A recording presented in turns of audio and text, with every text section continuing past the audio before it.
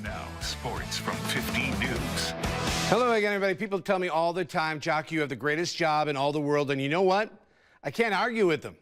I get to go to some pretty awesome places in the world of sports and meet some pretty amazing people along the way. And meeting Phil Sklar recently was one of those cool people. And the National Bobblehead Hall of Fame Museum in Milwaukee is definitely one of those places. In your wildest dreams, did you ever think you'd be the co-founder of a Bobblehead Hall of Fame museum? No, I don't think so. So yeah, it's definitely something that, it was a lot of fun, but something that, I couldn't have ever really anticipated.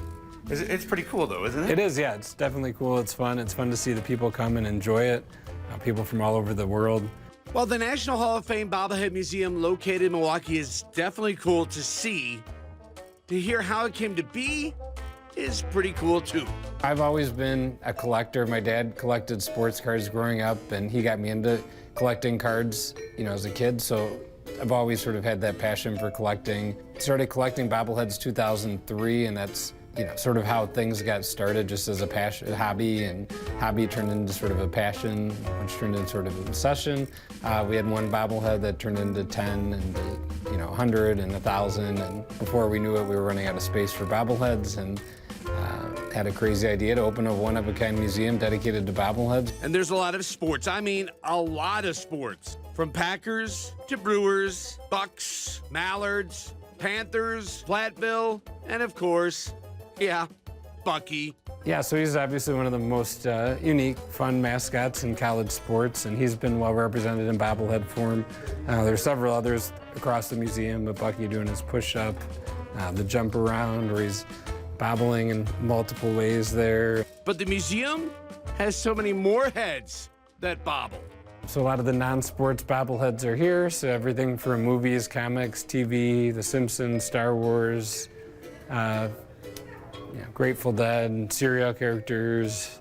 So people who don't necessarily love sports will still find stuff they enjoy. Do you have something that you're like, wow, every time you look at it, you're like, I can't believe that's here? The Home Alone series, I'm a huge Home Alone nut, love watching it. The one of Marv was the most popular. Marv with the iron mark on his head and the bare feet with his crowbar, I think is a pretty cool bobblehead. As Phil mentioned, the museum creates its own bobbleheads, and while they've been able to produce some pretty recognizable faces, who would they love to have bobble coming up? Yeah, there's plenty out there. We have a long growing list that every day, and we have a post-it wall here where people can put in which bobbleheads they want to see next. And yeah, we're continually growing that. There's, from Taylor Swift. And Caitlin Clark. And Caitlin Clark, yeah. Caitlin, fingers crossed, yeah. Well, it really is something you have to see to believe, just like a Jocko bobblehead that may wind up in the Hall of Fame someday. Many thanks to Phil Sklar for being so awesome, and photojournalist Haley Collins for helping me tell the story. The National Hall of Fame Bobblehead Museum is located at 170 South 1st Street on the 2nd floor in Milwaukee, and the price of admission is, get this, just $5. Well worth it, I might add. Hey, time for a quick timeout. When we come back, we'll check in with the Brewers, the Mallards, and Alec Ingold.